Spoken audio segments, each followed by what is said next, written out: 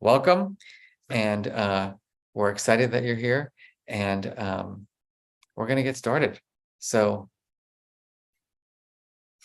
if someone has a yoga pose for you, they said. Thank you. I'll take anything I can get at this point. So this is your Permiso para Sentir book club.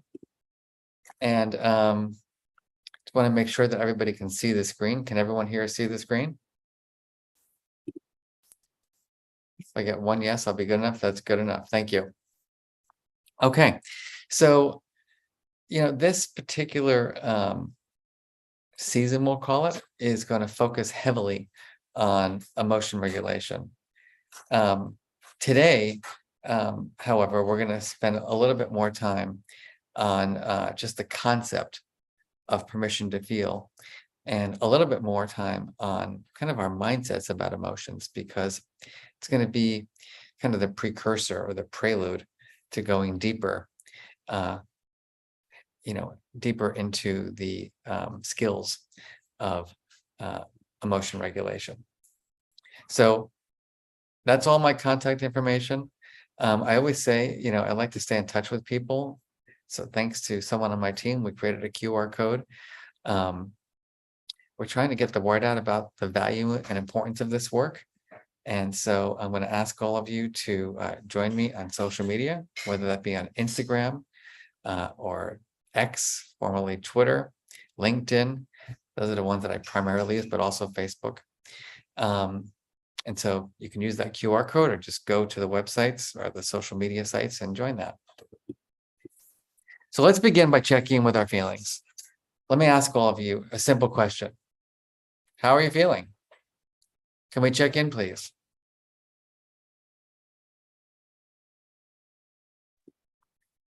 Literally, how are you feeling? We got curious, green, excited, tired, focused, worried, jittery, excited and stressed, anxious, scattered, frustrated, grateful, ecstatic, pessimistic, blocked, relieved,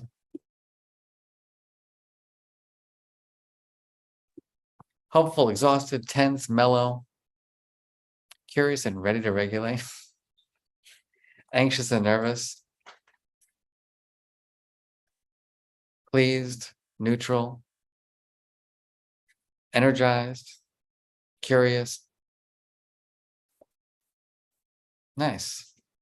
Awesome. Well, thank you for that. I'm going to tell you how I'm feeling right now. I am feeling an odd mixture of excitement to be here with all of you and frustration, because we had so many people register and we had new emails we were trying out, and it just is what it is, but we'll get there. People will get access to the content and we'll be okay. Now, quick question for all of you.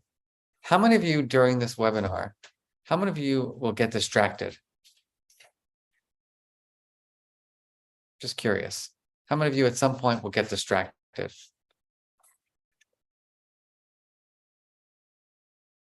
Everybody. All right, great. So I guess my question to you is, what's your strategy? Literally, what's your strategy for getting the most out of tonight's book club?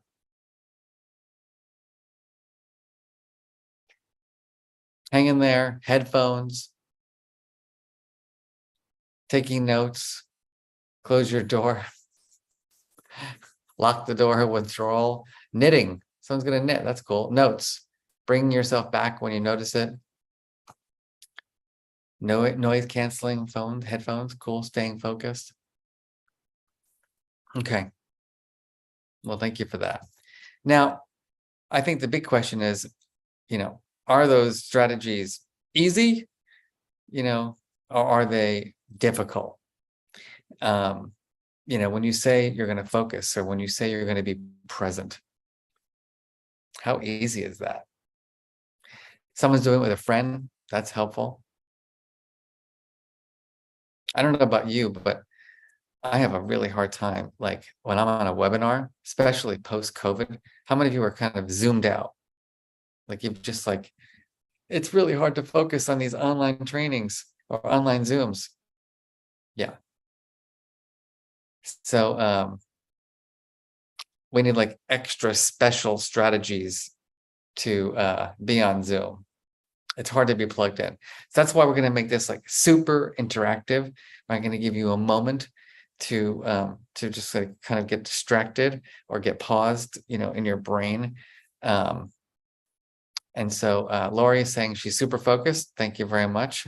We've only just started, but we're going to do our best we can to keep you engaged.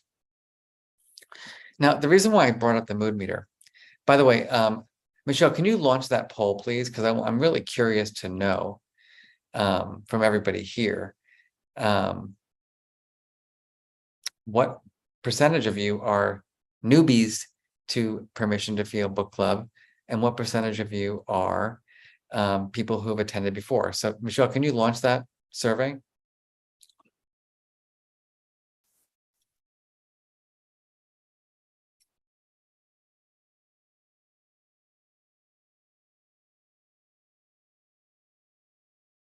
This is someone's third Permission to Feel Book Club. Oh my goodness. First one. I am launching it now. I'm sorry. No worries.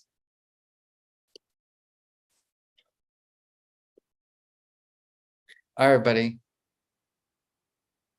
First, yes or no? Just take the quick survey.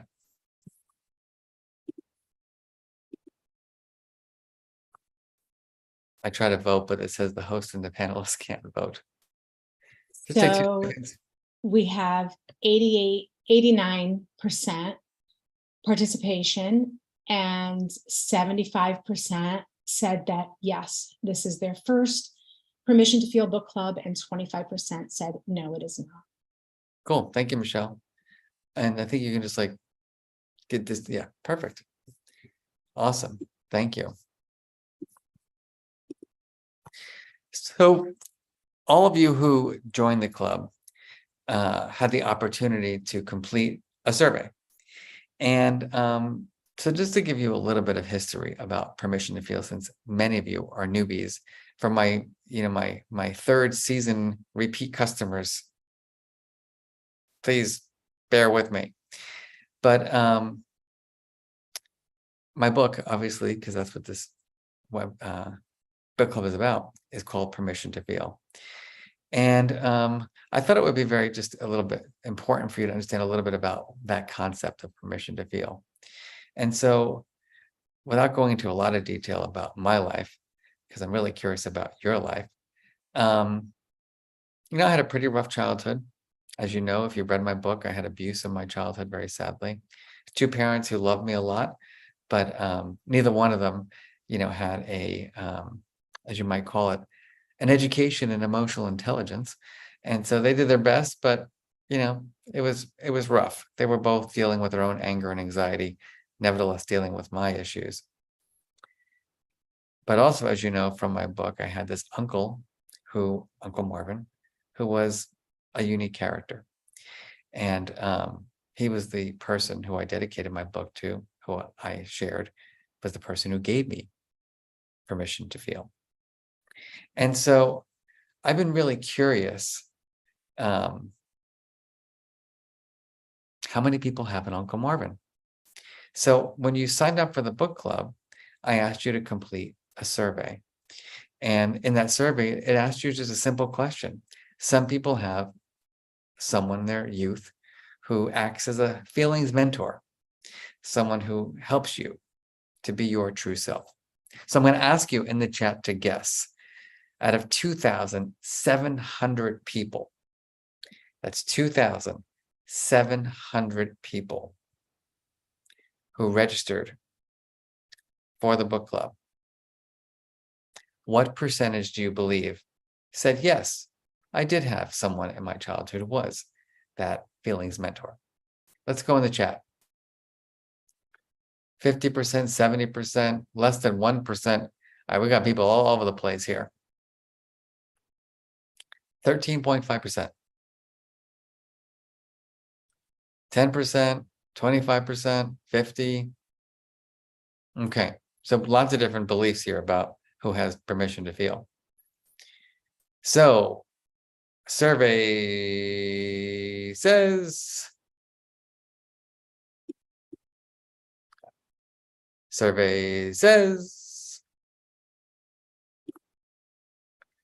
only 24% said yes, and 76% said no. Gosh, when you think about that, right? So only a quarter of people, of 2,700 people from around the United States, said that they had someone in their childhood, in their life, who was a feelings mentor for them.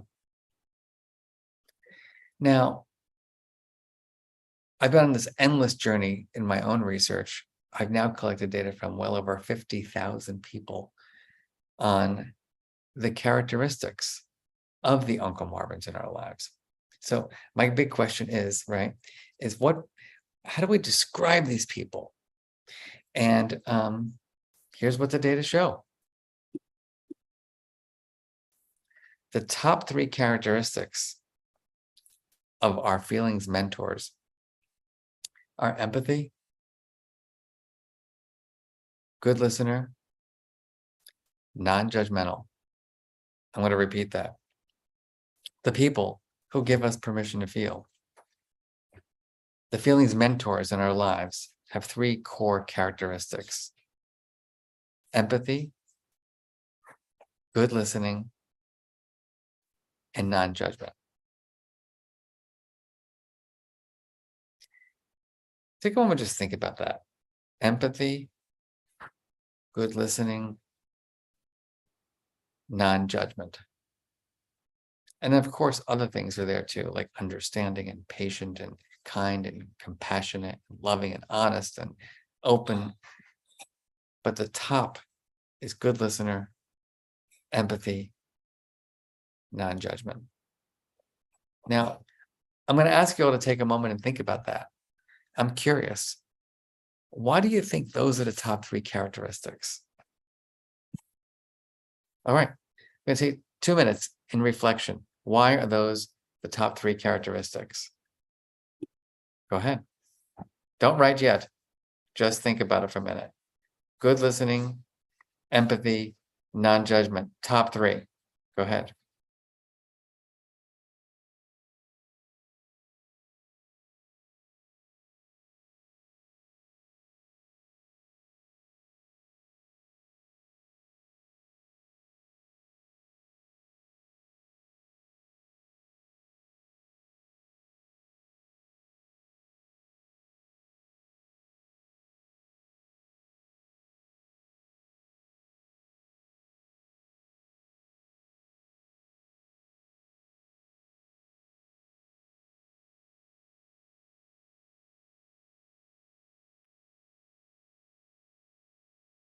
Okay.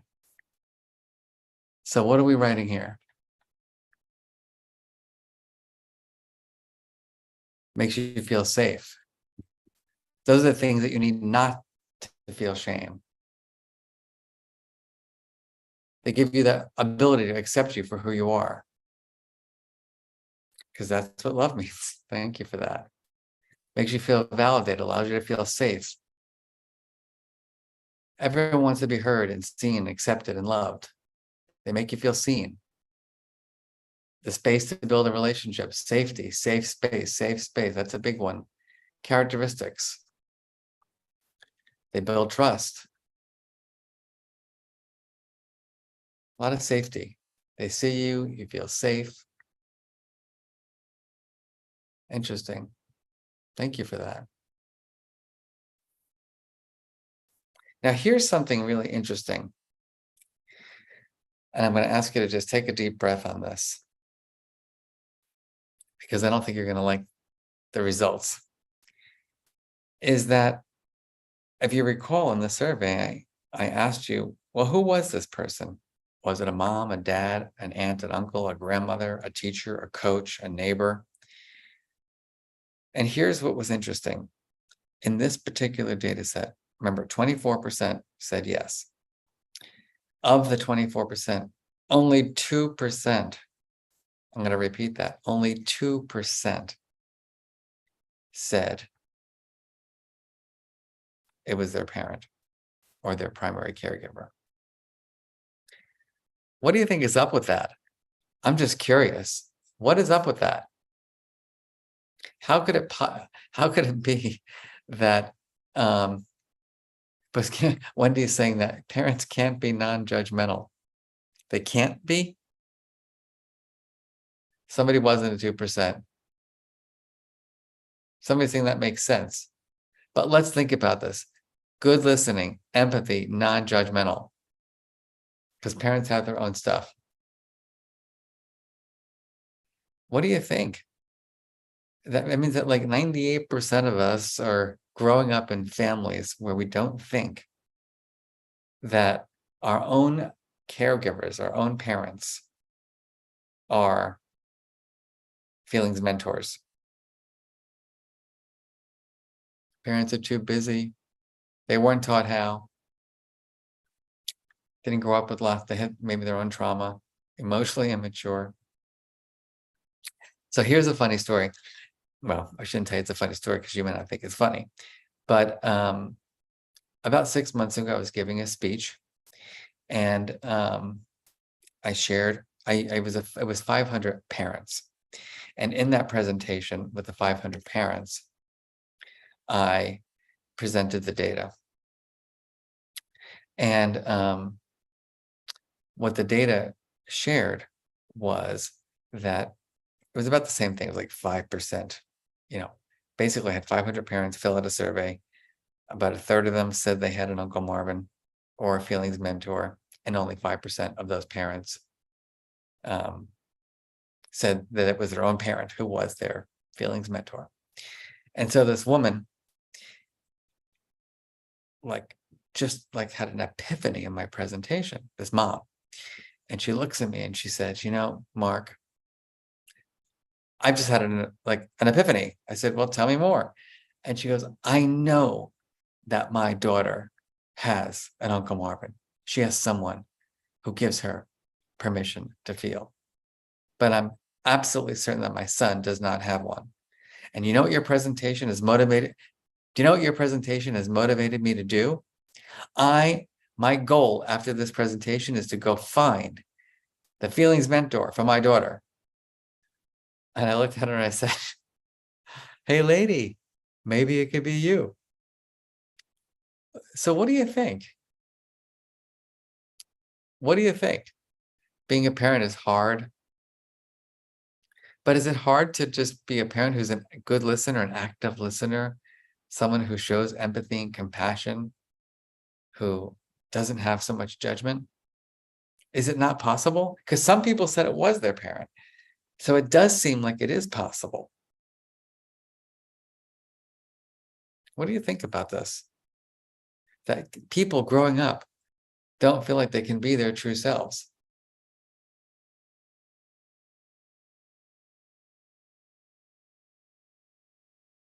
See lots of different comments in the chat. It doesn't come naturally, right? You have to learn. But what's the issue here is that we don't have, right, an emotion education. We don't get taught these underlying principles and skills. So I appreciate that. We're busy, we're overwhelmed, we've got our own trauma to deal with. And then with that, we don't have an emotion education. So it's no wonder why we have difficulty regulating our emotions. I'm just curious, why do you think that is? What do you think are the top reasons why we have a society where most people don't feel like they can be their true selves emotionally, where they don't feel like they have their feelings mentor? What do you think are the top reasons? If I were to ask you, we've had 30 years, by the way, 35 years of emotional intelligence research and training. Social and emotional learning is in almost every school, so they say. Positive psychology has made a promise to all of us, that we can all learn to be optimistic and have hope. But yet, the mental health, at least from what I've seen in the data, of our society, especially post-COVID, has diminished. What do you think's going on? What do you think is the primary issue here? So I'm seeing lots of different things, people saying that capitalism, that emotions are weak, that popular culture, capitalism, emotion isn't valued. Technology has made humans less social and less of a community. Chuck, how are you? We can always be a good listener, empathic parents, and at times we can also be non-judgmental, but other times our children depend upon us to help them develop identity boundaries. Interesting point. Top reason is what gets passed on from generation to generation. So like we don't break that intergenerational challenge. Mental health is not prioritized. No education. The systems need to change. It's not rewarded. Somebody's saying they removed emotional learning from your school curriculum. Very sorry to hear that. Lack of community, lack of understanding. So they say. A lot of SEL programs have implementation problems. So what are those implementation problems? Why doesn't it stick? Why is it so difficult for schools to just do this work with quality, with fidelity, so that we can enhance the outcomes that we know come from doing this work? The world tells you have to be strong, but feelings are seen as weak. Individualism. Culture eats change for breakfast. I've heard that before. I appreciate that one. Neglected on every front.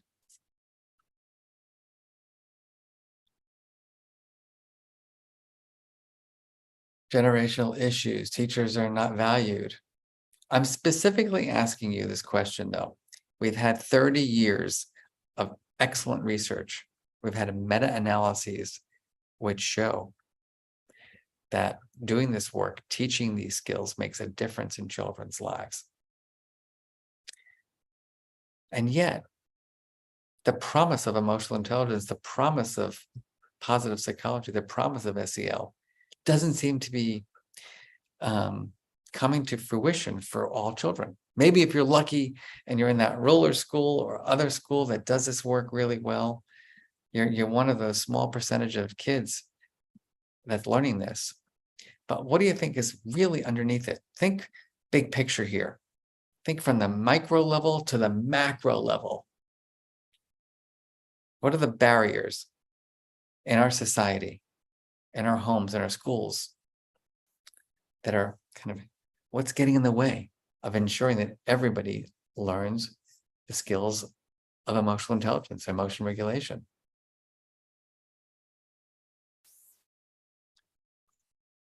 Some fear, some misinformation, home values. You're coming up with lots of really great stuff, by the way. This is excellent.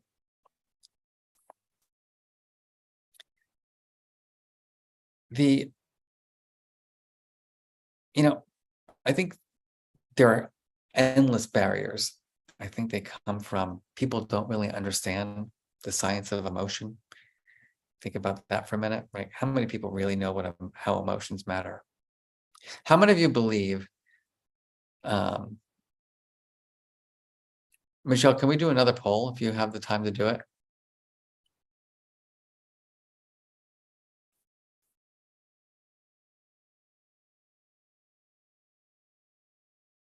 We'll see if you come back.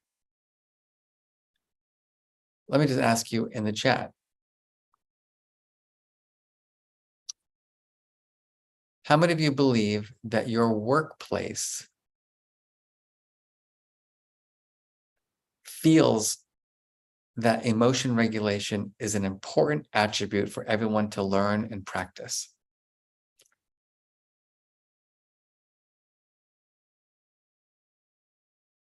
Getting mixed. So getting some yeses, some nos. Jennifer's a ruler school, so yes. It's a little bit all over the place. How many of you believe, take a deep breath before you answer this one. How many of you believe that our government, our policies in schools support the teaching of emotion regulation?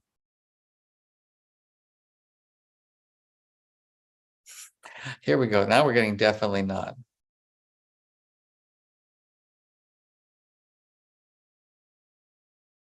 How many of you think that you received adequate training in emotion regulation growing up in your home or in your school or community? People are laughing now. Yeah. So the big question here is, what are all these barriers? And there are just so many barriers, I think, that we have to overcome. It's part of this book club is that I need all of you to become emotion revolutionaries. I'm going to share with you, yeah, it's interesting. Some people are saying that we're indoctrinating, we're pushing liberal values, as if people from all religious and political backgrounds don't have anxiety.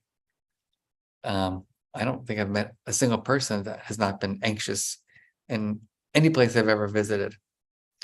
So one thing that's interesting, though, is in that presentation with parents, I did push parents and said, so what's the barrier for you to create the conditions, for your child? And I thought what was interesting is that one mom said, well, fear. And I said, well, what do you mean by fear? Well, she goes, well, I have two fears. The first fear is that I don't know if I want to know. I'm not sure I actually want to know. And my second fear is that I'm not going to know what to do once I hear it. Does that resonate with you?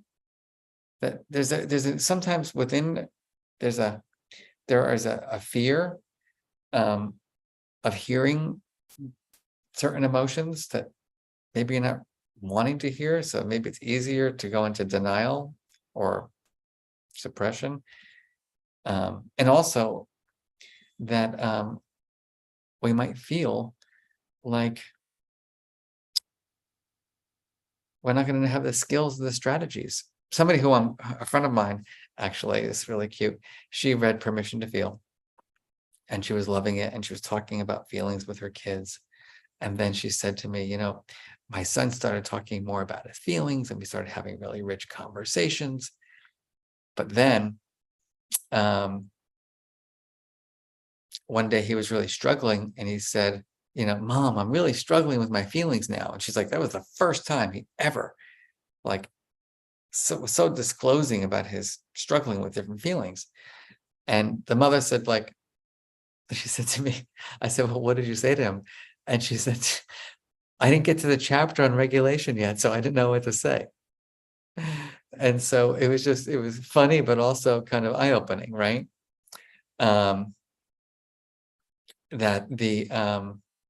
that we just have not given people that education, in emotion regulation. So we're going to get there. Now, I wanted to share with you something kind of cool and maybe a little scary. So in the research that I've done with all of you and nationally and internationally, people completed surveys on yes or no in terms of whether or not they had a feelings mentor. And then we looked at questions around do you feel like you have purpose and meaning in your life? Are you satisfied with your life? Ask questions about physical health and mental health and personality traits and income even. And what we found was highly significant differences So I could have presented these in bar graphs, but I'm just giving it in an easier form right now. But the research is pretty clear that having a feelings mentor in your childhood literally has an impact on your adult life. Think about that for a minute. That people who have had that person actually report greater purpose and meaning, greater life satisfaction, greater physical health, greater mental health. They're more neurotic, which, by the way, I am too, so it's not a bad thing necessarily. They tend to be more introverted than extroverted, which is not a judgment. It just is interesting to think about. And also, they tend to make more money. So I'm just curious, as you look at those data, knowing that having or not having, a feelings mentor in your early childhood or youth is correlated or predictive of adult person, purpose and meaning, adult life satisfaction, adult physical health. What does that bring up for you? What's your reaction to those findings? What can we do? I'm curious. What do you think? Yes, correlation doesn't mean causation. You're correct. Christine, I really appreciate that comment. We can be our own feelings mentor. We can be those mentors for others. We can be the Uncle Marvin. Thank you, Carrie. It's not too late to get one. I'm actually doing research on that right now with a company looking at, do you have a feelings mentor at work? Just curious for all of you tonight, how many of you report or how many of you believe that you have someone in your workplace with whom, that can be your feelings mentor? Someone you could be your true self with and really talk about your feelings. Interesting. A lot of people are saying yes, some people saying no, but it's kind of interesting that some people are saying that it's kind of easier at work because the stakes are a little different, right? Like at home, like you live with these people, you have to be responsible for their development. At work, you can kind of be that distant feelings mentor. For me, I think the big take home is that we can be our own feelings mentors, right? We can be our own feelings mentors. And it's important to think that way. And it's never too late. So as we bring our time together to a close for this first night, you know that the next chapter in my book really focuses on, us thinking about, are we emotion scientists or are we emotion judges? And I've really thought about that a lot over the last couple of years since my book came out. So what do you think? Do you see yourself as that curious and reflective person about feelings? Do you see yourself as, emotions are information and data? Do you want to get granular? Do you have a growth mindset? Or are you the emotion judge, closed and critical, clumper? Interestingly, people tell me things like, well, Mark, I'm an emotion scientist, with my colleagues, but I'm an emotion judge with my wife or my partner or my kids. What do you think about that? Do you ever notice that your scientist judge kind of mindset or role varies as a function of your relationship?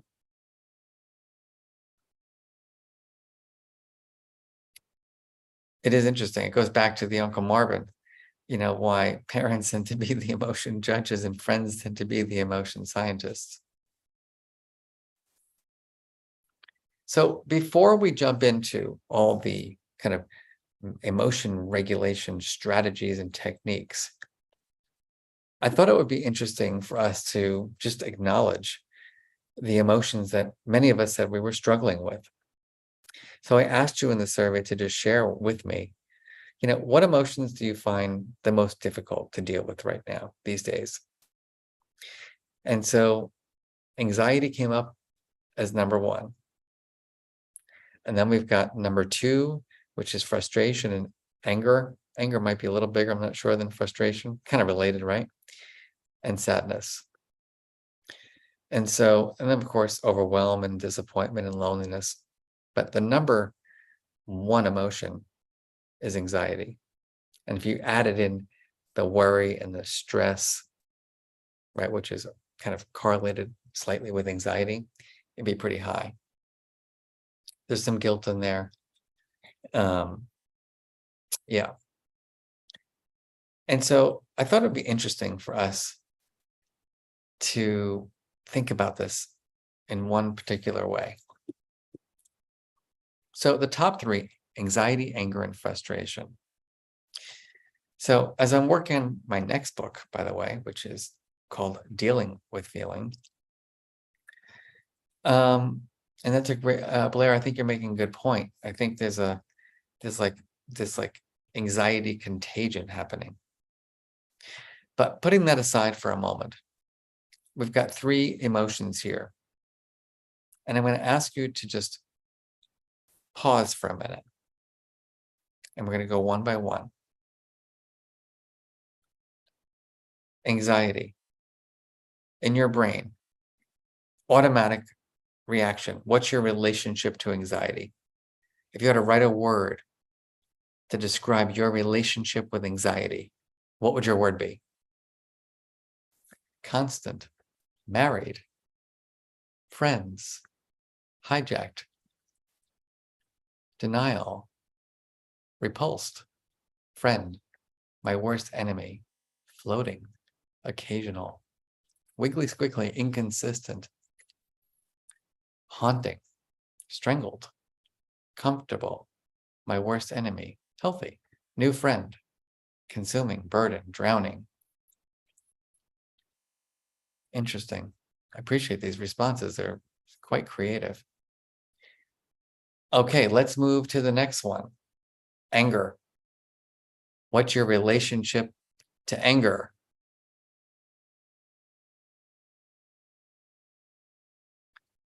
Stranger, scary, pain, unhealthy, fearful, disrespecting, a new relationship, avoiding, energized, evolving, bottled, not allowed, often, reactive, scared of it, the weird uncle nobody likes, get rid of, control. Okay, let's skip frustration for a minute. Let's try a different one that's not even on the list, because those are the emotions you're struggling with. Let's bring up a different emotion like joy.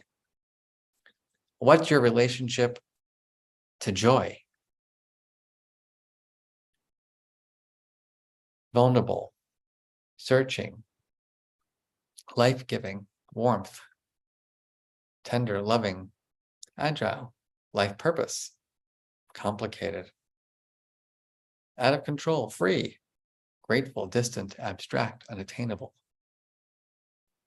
Wish we spent more time together. Makes my heart happy. Mindful. Thank you. So you can see here, we've got a lot of variability in terms of each of our mindsets around these feelings. So when you think about that, your mindset about how you feel, or your mindset about different emotions will drive, right, how you approach those emotions, right? If you feel strangled or bottled, or you feel friendship, does this make sense? That it kind of it'll drive kind of how you deal with your feelings? I have a strange relationship with happiness. As I was writing, my next book, I was thinking about my relationship with happiness. And I thought it's complicated, right? As a kid, I was pretty badly bullied. And so people would say things like, "What are you so happy about?" And so being happy for me became a complicated emotion because I would get bullied for feeling happy. And so I realize now as an adult, I'm giving presentations and people give me applause and I get uncomfortable because I'm waiting for someone to be like, no, that wasn't good enough, or to say something mean or hurtful.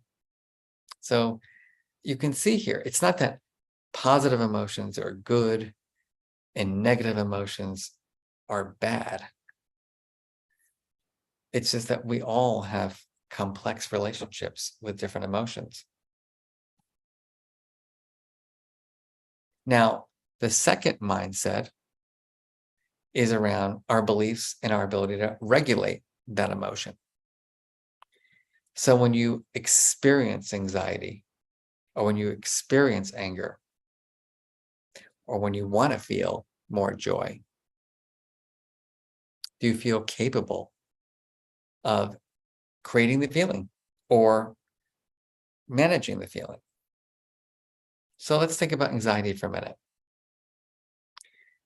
Do you have a fixed or a growth mindset around anxiety? You're feeling distress and anxiety.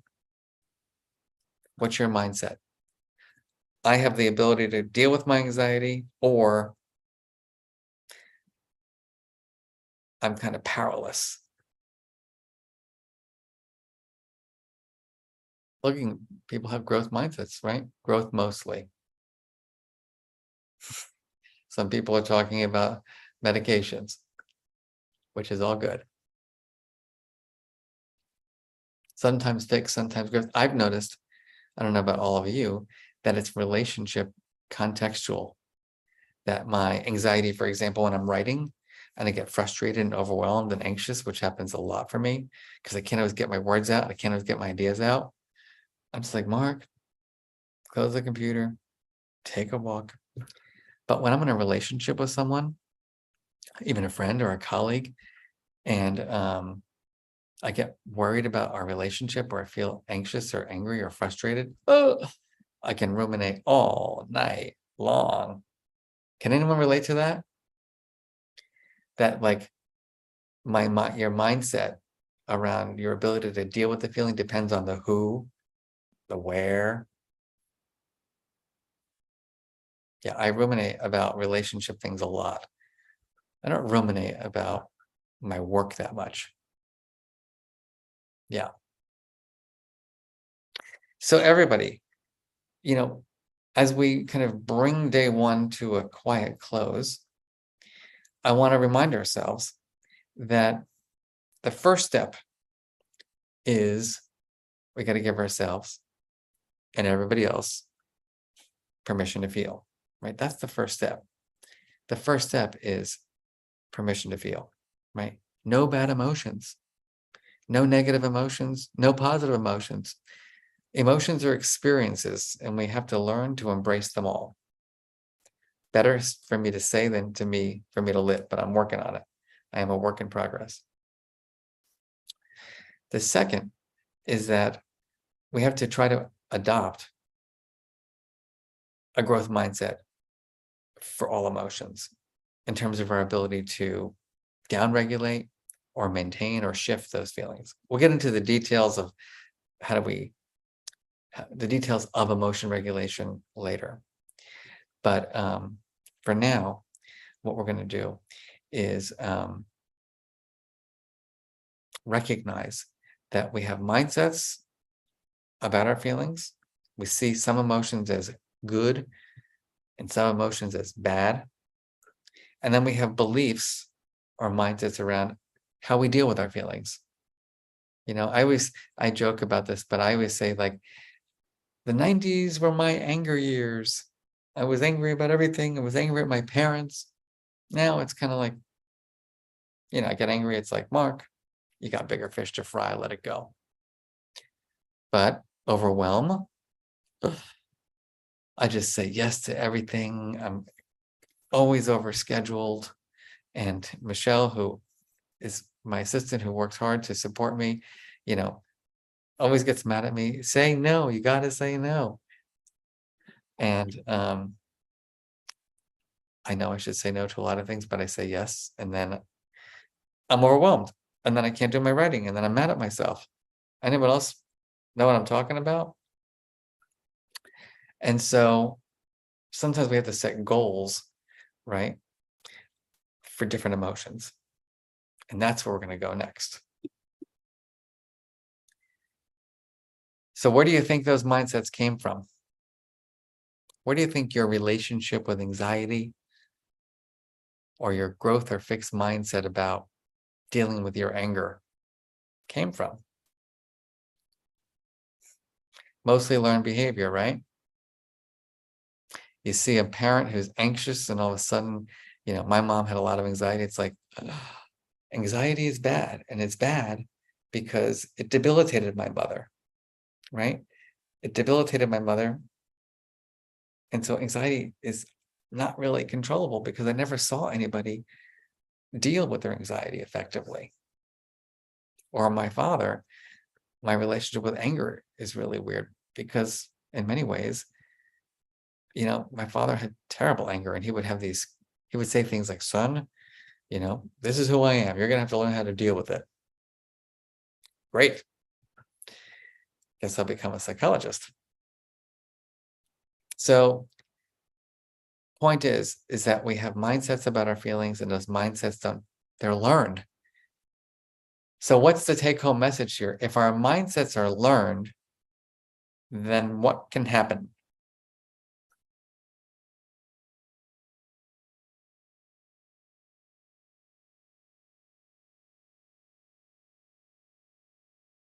Thank you. That means we have the power to unlearn them. Once we see a new way or a different way, right, we can unlearn. We can unlearn our relationship with anxiety or anger or other emotions, and then we can learn and have a new relationship with it, which is really empowering, don't you think? I think it's pretty cool.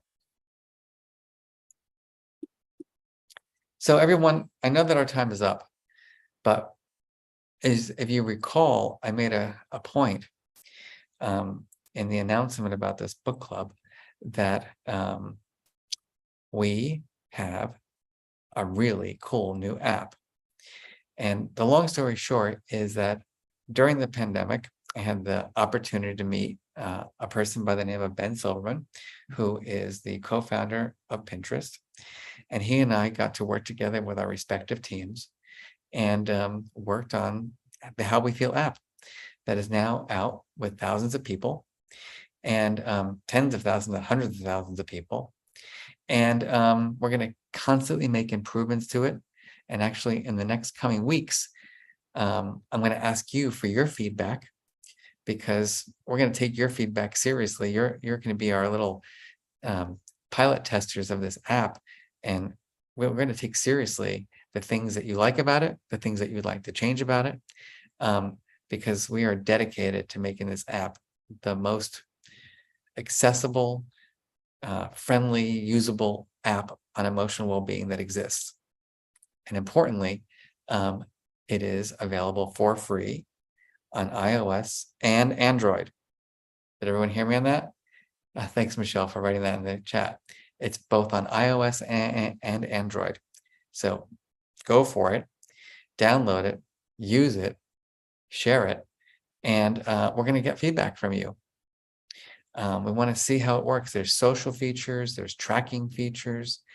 There's now 244 emotions in the app. So make sure you get it, you download it this week, and make sure you try it out. And then we'll take it from there. And we're going to create a survey to get your feedback so that we can make it the best possible app ever built. All right, everybody, let's take a nice long inhale, please. And a nice long exhale. And one more inhale.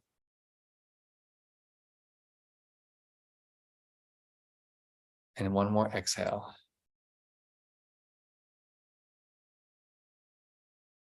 One more inhale. And one more exhale. Before we leave, I'm going to ask you to just share. And we just spent an hour together, opening day, book club, talking about emotions. We checked in on the mood meter. We discussed permission to feel. We spent some time understanding the characteristics of our feelings mentors. We try to look at the barriers to being feelings mentors. And then we looked at what are the outcomes for people who do or don't have a feelings mentor. And then we talked about the scientist versus the judge and kind of spent a little bit more time than usual on our attitudes and beliefs about feelings. That we have feelings about our feelings. And we have beliefs about our ability or not to deal with our feelings. And those beliefs drive whether or not we pay attention or whether or not we put effort into learning how to regulate effectively. So, how are you feeling now? What's your big takeaway? What's your one takeaway from today? People are feeling grateful. That's lovely. Thank you for that. Mi placer. Hablo español también. Inspired. What's your takeaway? So I appreciate all the feelings. We got appreciation. We've got gratitude. That's amazing. And inspiration. That makes me feel great. But what's your takeaway? Start reading.